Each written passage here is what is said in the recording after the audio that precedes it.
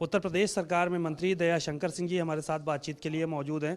Sir, आज सदन की कार्रवाई में शुरुआत में हंगामा हुआ और ये देखने को मिला कि जो नेता प्रतिपक्ष थे वो नज़र नहीं आए आज। देखिए, नेता प्रतिपक्ष कल भी नहीं थे और कल बहुत ही महत्वपूर्ण था। माननीय मुलायम सिंह जी की श्रद्धांजलि पूरे सदन ने अर्पित किया और माननीय मुलायम सिंह जी का लंबे समय का पूरा जीवन इस विधानसभा में बीता। 10 बार वो विधायक रहे और आज संयोग से उन्हीं के पुत्र नेता प्रतिपक्ष भी हैं और उनके विरासत को संभालते हैं।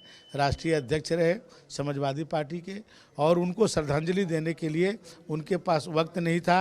वो पूरे मैनपुरी के चुनाव में वो अपने वहाँ पर माननीय मुलायम सिंह जी के श्रद्धांजलि लोगों से मांग रहे हैं, उनके सहानुभूति पर वोट मांग रहे हैं। लेकिन उनके जीवन का सबसे ज़्यादा समय उनका इस विधानसभा में बीता और 10 बार वो विधायक रहे यहाँ से। उसके बाद भी वो श्रद्धांजलि देने के लिए यहाँ पर उपस्थित नहीं रहे क्योंकि वो नेता प्रतिपक्ष भी हैं और राष्ट्रीय अध्यक्ष भी हैं समाजवादी पार्टी का।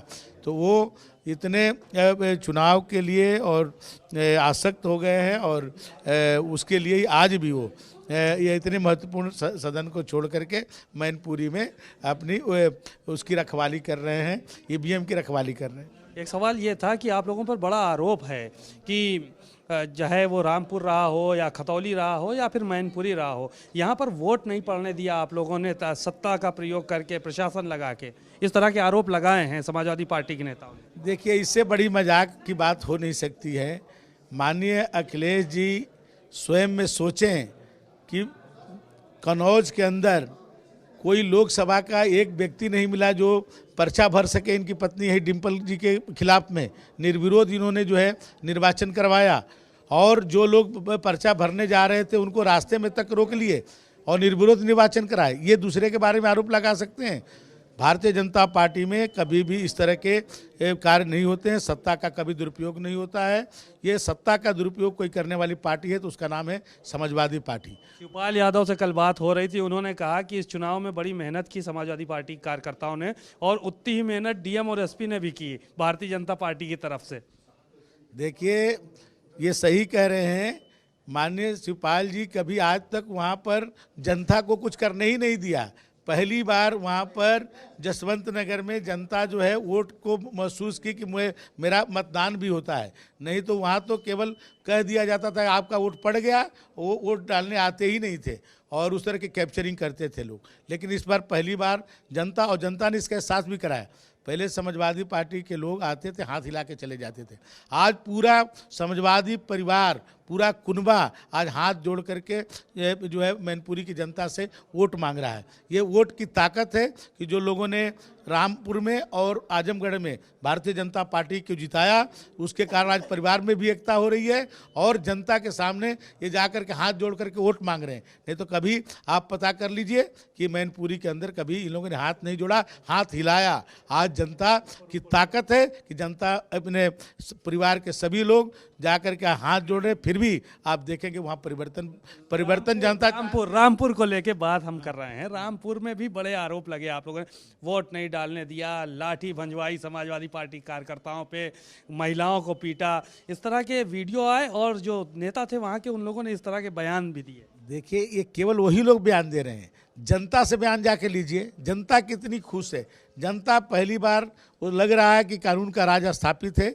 हर व्यक्ति अपना मतदान कर सकता है, खुल के बोल सकता है। नहीं तो वहाँ तो इमरजेंसी लगी रहती थी, लोगों को बोलने तक की इजाज़त नहीं थी।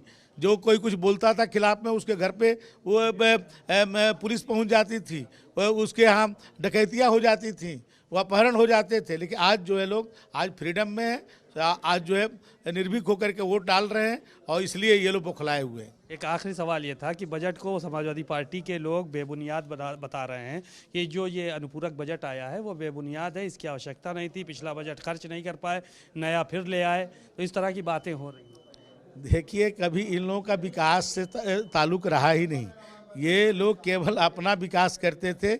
आज जो है जनता को जो त्वरित विकास की आवश्यकता है उसके लिए अनुपूरक में, जैसे हमारे विभाग को आप देखिए, आज 1000 बसें जो है माननीय योगी जी ने दिया है इससे अनुपूरक बजट में। अब बताइए कोरोना काल में 2 वर्षों में कोई बस नहीं खरीदी गई। आज यही वो प्रश्न खड़ा करते हैं कि डग्गा मार बसें चल रही हैं, जो हमारी पुरानी बसें चल रही हैं। अरे भाई पुरानी बसें क्यों चल रही हैं? क्योंकि कोरोना काल में 2 वर्षों में कोई बस नहीं खरीदी गई, जनता की माने असुविधा ना हो इसके लिए आज योगी जी ने 1000 बसें दिया। अब हम इंतजार करते हैं कि हमको 8 महीने बाद हमको जो है बसें मिले तो हम जनता की सेवा कर पाएंगे, इसलिए अनुपूरक बजट में ये सब प्रावधान किया गया। वो नहीं चाहते कि जनता की बेहतर सेवा दे सके हम लोग, जैसे वो देते थे वैसे ही हम लोग भी करें, ऐसा वो चाहते हैं।